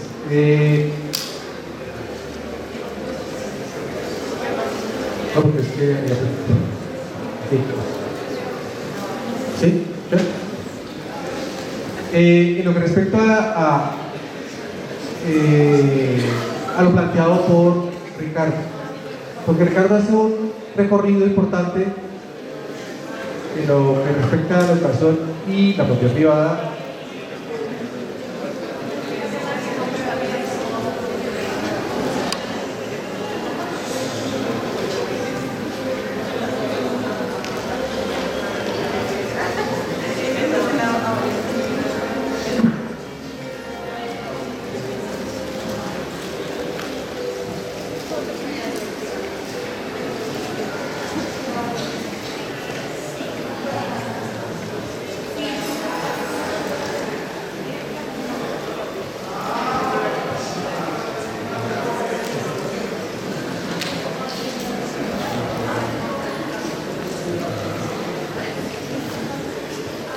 Bueno, hago paréntesis. Cuando hablamos de auditorio, es en tanto que la palabra circula. El auditorio alude a oír, tanto como si la palabra tiene ustedes, nosotros escuchamos y viceversa. A los compañeros que pueden hablar, si les escuchan desde acá, por favor, hablen más bajito o pueden salir sin ningún problema. Decía, en lo que respecta a lo que planteó Ricardo, hay una línea de trabajo con respecto a la educación. Hay que considerar los periodos históricos, o sea, no estamos hablando de algo abstracto. Y hablamos de 200.000 años de historia de la humanidad, 200.000. Y prácticamente 3 millones de años en lo que respecta al salto cualitativo de vida al hombre. La educación, por supuesto, es un proceso histórico y aparece hace 200.000 años. Si ubicamos la primera privada, la ubicaríamos hace 10.000. Con el salto cualitativo de las ciudades matriarcales a las matriarcales, en tanto que hay expropiación de la tierra común por parte de la clase social sobre otra. Y el salto cualitativo, ¿de dónde emergió? Emergió precisamente de la distribución del trabajo y sobre todo por la aparición y distribución del trabajo. Eso, en algún momento vamos a hablar de eso. Es decir, la primera privada no aparece con la esclavitud romana y griega, porque es tardío. Estamos hablando de la época clásica, estamos hablando del siglo V más o menos antes de nuestra era, o sea, hace 2700 años. Pero la Grecia antigua es mucho más vieja. La Grecia antigua aparece en el siglo XII antes de nuestra era, sin considerar la cultura minoica micénica, que es la época oscura griega, que se traslada hasta 1600. Y Grecia prácticamente tiene su origen en 2600 antes de nuestra era, con los pelasgos en territorio europeo, que es Europa después. Por tanto, si cogemos propiedad privada, se traslada a la Mesopotamia. Y Mesopotamia estamos hablando de la aparición de ese centro cualitativo en lo que ahora es Irak. Mesopotamia, el Tigris de Éufrates, que también se ubica en la historia en el marco de Babilonia, donde el testigo, este texto cristiano, el llamado Biblia, es un texto de referencia histórica, en tanto que hay que estudiarlo como proceso, como archivo. Habla de Babel. Entonces estamos hablando de 10.000 años de historia de la humanidad. ¿Por qué señalo eso? Lo señalo porque, compañeros, ¿pueden cerrar la puerta, por favor? El auditorio, por favor. Gracias. Lo señalo por lo siguiente. A propósito del movimiento de los nudistas. El movimiento de los nudistas, en parte, tiene razón. La tecnología no está vinculada a los procesos de producción. Marx dice una cosa interesantísima en el Manifiesto Comunista, y hay que escucharlo muy bien y leerlo muy bien, porque él dice que la burguesía no puede prescindir de los instrumentos de trabajo o de producción, es decir, no puede prescindir de la tecnología, sea cual sea, porque la tecnología es la que permite la producción y por supuesto la tecnología es operada por los trabajadores. Sin embargo, el potencial que tiene la burguesía son precisamente esa tecnología. La burguesía no puede prescindir de ella. Y en consecuencia, la burguesía no puede prescindir de la tecnología, ni mucho menos del trabajo, o sea, la fuerza del trabajo. Las TICs, la potencial que hay en la tecnología hoy por hoy, ¿sí? Y sobre todo de los usuarios en la tecnología, las plataformas, aportan a la vertiginosa velocidad del capital para producir capital y apretar mucho más a la clase trabajadora. Por eso se potencia la tecnología hoy por hoy, y por eso se ha potenciado de la industria la tecnología porque produce capital de manera mucho más rápida por las máquinas. Y por tanto, los budistas tenían alguna razón, porque destruyen máquinas, ellos pensaban que era contra vida y tienen razón, porque el hombre se encuentra en contradicción con las máquinas, y las máquinas, ni más ni menos, derivan del instrumento de trabajo que transforma al homínido en hombre. Y eso hay que señalarlo muy bien. Es decir, que la tecnología no necesariamente implica el progreso de la cultura y de las sociedades. Marx dice una cosa que es tan concreta que quiero subrayar.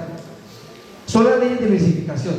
Es decir, que el desarrollo de la sociedad está en correlativa relación al desarrollo de los instrumentos de trabajo o los instrumentos de producción y en relación a la propiedad. Me explico. Si la propiedad es común y si el desarrollo de los instrumentos de trabajo es la tecnología, va a redundar el progreso para toda la población, porque todos son propietarios de la tierra. Ahora, si los propietarios es una minoría, el desarrollo tecnológico va a hacer progresar y desarrollar la clase que tiene la tierra, e inversamente proporcional va en detrimento de la población que no tiene la tierra ni los instrumentos de trabajo. Es decir, si se desarrolla tecnología y las TICs aporta al mejoramiento del nivel de vida de la burguesía y no de la clase obrera. En tanto que se desarrolla, es vertiginosa, más difícil va a ser la adquisición de dispositivos por parte del proletariado. Y si hay adquisición del sistema de consumo, precisamente va a ser basura de la producción, de la subproducción. Hay que tenerlo en cuenta. Y la educación no debe depender de la tecnología. La educación debe hacer uso de tecnología, pero no para potenciarse, sino para transmitir un tipo de sociedad. En esta exposición también, digamos, pues por lo extenso del tema, ¿sí?, se soslayó un poco la ilustración. La ilustración es fundamental para entender los procesos educativos y lo que derivaría del capitalismo y del socialismo posteriormente. El socialismo fundamentalmente aparece, ¿sí?, aparece con el origen de la humanidad.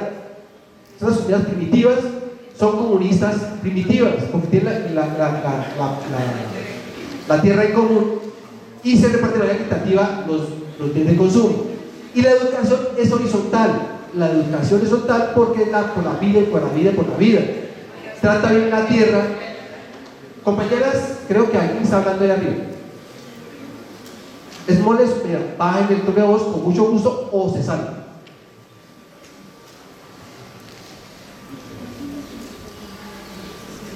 Por favor. Y ya para terminar el aporte a lo que plantea Ricardo,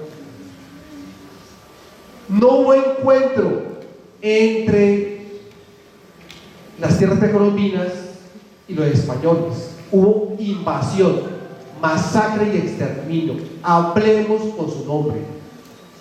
¿Por qué? Porque si aparecen las invasiones españolas, inglesas, francesas, portuguesas, en tierras precolombinas, se arrasó la población indígena en el siglo XVI y XVII. Del 90% de la población desapareció. 90% de la población indígena desapareció en todo el continente. Pero eso es un encuentro. Entonces, y repito para terminar, si bien el comunismo y la educación comunista primitiva apareció con la humanidad, duró 190.000 años, desde los recolectores y cazadores hasta el patriarcado, y hasta que el patriarcado desaparece con la aparición del patriarcado. Patriarcado es esclavitud. Y no podemos hablar de patriarcado en términos solamente de hombres, sino en relación que tiene la propiedad, la esclavitud y la aparición de la explotación por el hombre. Y en el siglo XVIII se configura ni más ni menos que la educación socialista con los socialistas utópicos que Marx reseña en el Manifiesto Comunista. ¿Por qué subrayo eso? Porque es menester adicional a lo que planteó Ricardo, el socialismo y la educación socialista que se configura porque es el tema de la cátedra. Y vamos a ir a pesquisar esa línea de trabajo que es la doctrina socialista, ¿sí? Si bien hay fallas en la doctrina socialista utópica, se mejora con Marx, ¿sí? Pero Marx también subraya otra cosa, dice que la burguesía es un aporte a la humanidad porque introduce la cultura, la educación y la estética, sin embargo no la hace extensiva ni mayoritaria. O sea, no perdamos la luz, porque también Marx dice, si introduce la filosofía, es una filosofía, una ideología materialista histórica, dialéctica, no la filosofía idealista que plantea y que critica en la ideología alemana. Junto al texto que plantea Fidel, Althusser, debemos recordar la ideología alemana que introduce Marx cuando joven, que plantea que así como se produce en la esclavitud, en el capitalismo, en el feudalismo, en el socialismo, se reproduce la red social. Es decir, si la esclavitud introduce y produce, se reproduce la educación la manera como se produce, ¿sí? De manera esclavista, relaciones sociales unas sobre otras. Si se produce el feudalismo tal como reseñó Ricardo, se reproduce en la educación esa manera de eliminar al otro como un vasallo o como un siervo. Si en el capitalismo se produce y se reproduce plusvalía, en una relación de explotación y de trabajamiento del hombre hacia una mercancía productiva, se reproduce la educación, se trata al otro como una máquina, como un organismo, y no se trata como un hombre histórico, un humano histórico que tiene que hacer de transformación social. ¿Listo? Subrayamos eso. Y si en la producción socialista se produce de manera equitativa, la reproducción de las relaciones sociales va a ser equitativa. Por tanto, agreguemos el texto de la alemana a lo que planteó Fidel. Muchas gracias. Hay 15 minutos para que usted intervenga. Bien, entonces, ahí está haciendo un cuadrito así como para resumir lo que se entiende por una época primitiva, esclavista, feudal, relacionado con la transición hacia el capitalismo, y inmerso en el desarrollo del capitalismo, así como en el mundo feudal, inmerso en el mundo feudal se fue desarrollando de manera embrionaria el capitalismo. También dentro de manera embrionaria dentro del capitalismo se ha desarrollado las teorías socialistas y se ha puesto en práctica esas teorías donde condujeron a revoluciones triunfantes como la primera, que fue la revolución bolchevique o revolución rusa en 1917, en octubre del 17. Las características de cada una de estas épocas, los autores, los textos, que pueden tener en cuenta allí, y desde luego es un proceso de transición hacia el socialismo, como dijo Carlos Marx, o socialismo o barbarie, y parece que el capitalismo nos está conduciendo más a la barbarie que al socialismo. Entonces, veo que no hay intervenciones por parte de ustedes o aclaraciones. Tenemos allá arriba los monitores, no sé si ¿sí pregunta? Los monitores se pueden bajar para que se presenten, por favor.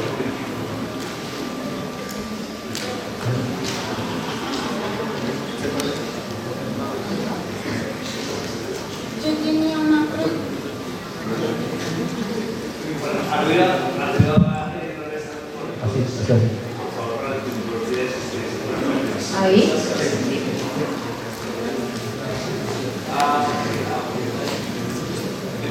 Bueno, yo tenía dos preguntas. Es que confundía en la parte que mencionaste, que desde la pedagogía, que era al principio, era la igualdad. Pero luego cuando mencionaste al autor, dijiste que para él era la felicidad, pero sin embargo él tenía en cuenta que se debía tener pues, la igualdad a nivel educativo. Es la primera que me entendí, como realmente sí asumimos hoy en día todavía que pues, la pedagogía es a través de la igualdad, a través de la felicidad. Y la otra era que mencionaste que primero nació la pedagogía y luego se inició la psicología. ¿En qué momento nace la psicopedagogía y para qué nació como tal?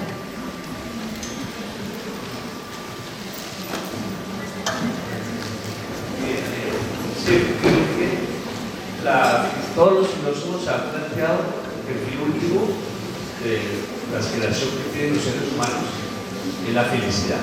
Todos estamos en la búsqueda de la felicidad. Y de luego, bueno, ¿qué será la felicidad? ¿Cierto? Entonces hay distintas lecturas, pero por lo general es el tema de la subsistencia básica de todo ser humano, ¿cierto? Y de condiciones dignas. Eso es felicidad, condiciones dignas que es lo que se aspira. Donde no hay condiciones desagradables, dignas. Lo segundo es que si bien la pedagogía, unas comienzos de la pedagogía moderna era la igualdad, pero esa igualdad no fue posible llegar a cabo. Creo que esa pedagogía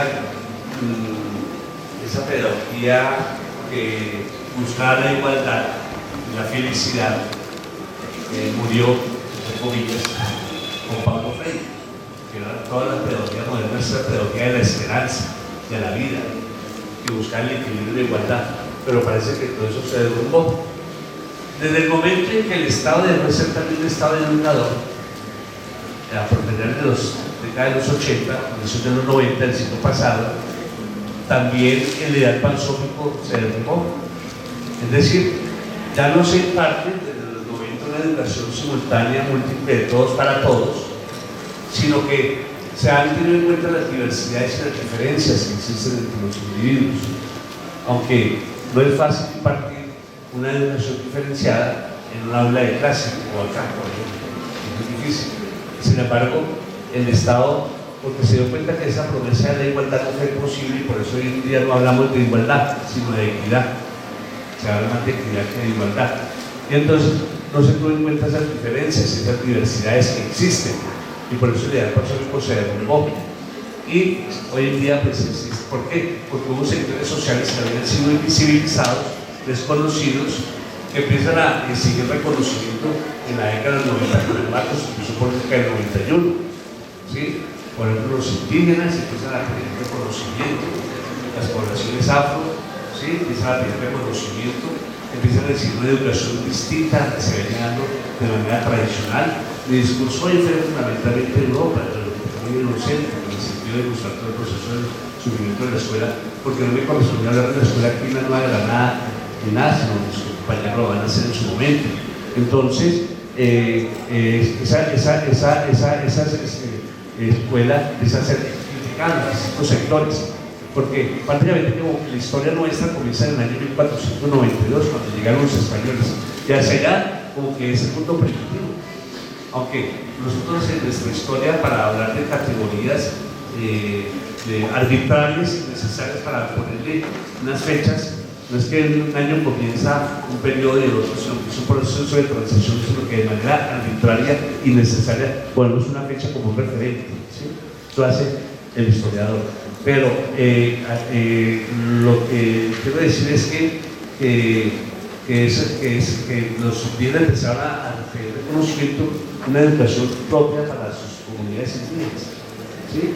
Los chavos también, se desconoce la historia de África, ¿cierto? Y si a nosotros los mestizos nos enseñaron que la madre patria era España, imagínense, a los niños se les chocó diciendo que su madre patria sea España, cuando es África, es diferente. Y entonces, eso es ideal para como yo lo entró en crisis, por esas diversidades, esas diferencias que empezaron a exigirse, ¿sí? Y también surgen sectores sociales, por eso el LGBTI y otros sectores sociales que usan una educación distinta, diferente. Y entra en crisis la educación en el 90, ¿sí? Y entonces ya nos habla tanto de esa igualdad que no es posible sin la equidad. Y por otro lado, la escuela también entra en crisis, ¿sí? Parece que la escuela se empieza a derrumbar. No sé si de pronto dentro de 500 años, producto del desarrollo de las tecnologías, ¿cierto? De las TICs, ¿sí? La escuela van a ser monumentos que vamos a visitar, donde están los turistas de lo que fue la escuela, de lo que fue la universidad en su momento, ¿cierto? Y lo vimos antes de la pandemia, ¿sí? Que gracias a la existencia de ustedes como estudiantes y nosotros como profesores, la universidad funcionó sin estar aquí presentes, ¿sí? Es decir, nosotros somos la vida de la universidad y los trabajadores por toda su apoyo en las TICs, pero no estuvimos aquí en la universidad y la universidad funcionó, tiene una connotación distinta, de lectura distinta de lo que es la universidad. La universidad no son estas 4 paredes. Entonces es mucho más que eso, empiezan a tener lecturas distintas. Incluso empieza a estar en crisis. Ahora, la psicología surge como disciplina, desde luego que ya hablan de psicología, pues tenemos que remitirnos desde Platón. Ya Platón prácticamente era psicólogo, empezaba a hablar sobre las funciones de la mente, pero no existía eso como una disciplina, como una corriente, ni la sociología, ni la historia, ni el derecho, sino que son disciplinas que surgen en el mundo moderno. Con el desarrollo del capitalismo van surgiendo nuevas disciplinas, en este caso la psicología, ¿sí? Y la psicopedagogía ya es la disciplina más reciente, propia a finales del siglo XX. Entonces son corrientes distintas, son áreas distintas del conocimiento, que cada vez va a haber mayor especialización del conocimiento, se va especificando, aunque se corre con el peligro de que la especificidad hace que se pierda el todo, ¿sí? Y eso es un peligro, porque un odontólogo se ha especificado tanto y entonces se le olvida que tiene un ser humano allí y es una muela. Si ve un objeto, una cosa, se le olvida que hay un ser humano allí. Entonces, eso también hay que tener en cuenta como esos elementos, ¿ya?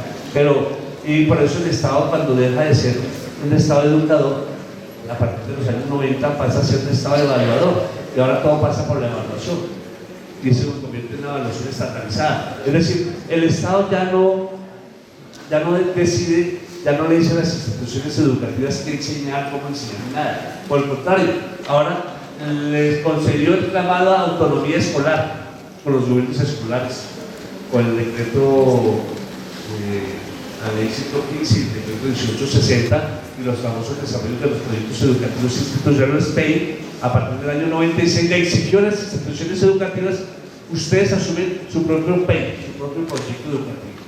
Nosotros ya no vamos a decir que tienen que enseñar en los parámetros generales, y cada uno hace su PEI, es decir, les dio autonomía, ¿sí? Gobierno escolar, a las comunidades participar, a las universidades les dio autonomía universitaria, autonomía de tal cosa, bueno, también tienen su autonomía financiera, miren a ver cómo se defiende, ¿sí? De paso.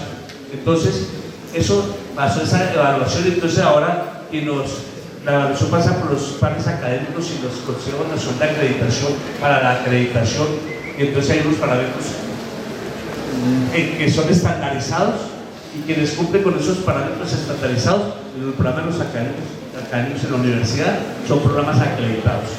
Y alguna gente dice, aplaude, excelencia académica, nos dieron acreditación por 12 años.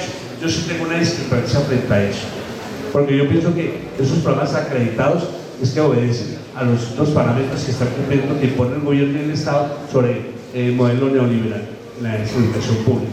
Entonces, el programa es acreditado porque cumple con los parámetros del neoliberalismo, y entonces están sacando un producto que un profesor, un alumno, sino un producto, estoy hablando neoliberalmente, un producto que está adecuado para el mercado, está llevado para el mercado, es decir, ese programa cumple con los requisitos que requiere el mercado, el mundo del mercado, ¿sí? Y no el mundo de la sociedad. Esa es otra discusión, ese es otro debate que podríamos dar en su momento, cuando más adelante creo que el profesor Juan nos habla sobre la discusión del neoliberalismo, posiblemente.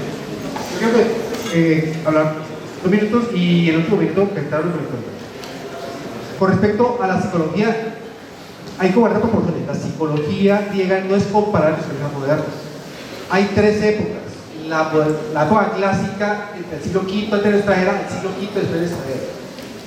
La psicología es una escuela dialéctica aristotélica. Esa psicología se toma después de la Edad Media del siglo XII, y la Edad Media es entre el siglo V después de nuestra era hasta el siglo II, cuando cae Constantinopla. Esa psicología no tiene que ver con la psicología moderna. La psicología moderna oficialmente aparece en 1801. Es la psicología que es positivista. La educación, infortunadamente moderna, se expande con la educación, con el capitalismo, y aparece en el siglo XIX con la sociología de la educación con Durkheim. Siglo XIX. La psicopedagogía aparece al principio del siglo XIX, del siglo XX, y se acopla la psicología entendida como el manejo de la conducta en relación a la educación que pretende el Estado capitalista de España. Yo discrepo con Ricardo en tanto que la educación tiene 3 objetivos, y la educación es plantear teoría histórica que existe en las clases dominantes, los que tienen la tierra. 2, la educación intenta hacer olvidar la historia de las clases dominadas, y el otro objetivo es evitar rebeliones. Pero eso es de todas las sociedades de clases antagónicas. Cuando yo discrepo con Ricardo es que la educación es correlativa al proyecto capitalista, no es equitativa, no es igualitaria. Porque la educación que se transmite en un país como este, en este estado capitalista como este, desde el Tratado de Bretton Woods, de manera sistemática, después del 47, es para mantener el capitalismo y explotarlo por el hombre en la educación. O sea, la educación es equitativa. Hay un tipo de educación, según el Banco Mundial, educación para formar mandos altos. En el plano universitario, los altos de AFIC, la bolivariana. O la educación para formar mandos medios, las públicas. Y la educación para formar mano de obra calificada, que son las tecnologías. Es equitativa. La universidad, la educación, antes del 90, y todo el tránsito de la educación del capitalismo, la esclavitud feudal es equitativa. Los feudales se educaban únicamente, los feudales no hacían los vasallos. En el feudalismo, en la esclavitud, no se educaban los esclavos, eran los dueños de los esclavos y la tierra. La educación socialista, que es el centro del juicio, el centro de la cátedra, es la educación del comunio primitivo y del socialismo científico después de los bolcheviques. Por eso hay que leer la pedagogía, el poema pedagógico de Macarenko, porque la educación, por más pretenda que sea equitativa, el capitalismo no lo es. Se imparte educación para estar dominadas por los trabajadores, para instruir, no para formar, y para ser dominantes, para formar. Yo discrepo con eso. Yo le he dicho que la educación ahora sea equitativa. El Estado, yo estoy de acuerdo con lo que dice Juan Carlos, que el Estado dejó de ser de Estado educador y pasó a ser de Estado evaluador, y que ya el Estado, que los pedagogos de la pedagogía que aspiraban a esa igualdad, hoy en día no se habla de esa igualdad sino una equidad. Y eso es cierto, no es equitativa para nada, ni siquiera equitativa. Es decir, los rituales han cambiado. Ya no hablamos de lucha de clases ni siquiera, porque ahora parece que son peleas entre grupos pequeños de uno u otro, ¿sí? Como que se quiere mostrar que los problemas de la humanidad son otros, distintos, y que nosotros somos los culpables de todos los males de la humanidad. ¿Sí? Tampoco es así. Entonces, es otra discusión, pero hay que dar una discusión con relación al patriarcalismo, porque está muy que es un debate muy complejo para darse, bueno, pero podemos ir debatiendo el próximo lunes. Que tengan buen día. Hasta luego.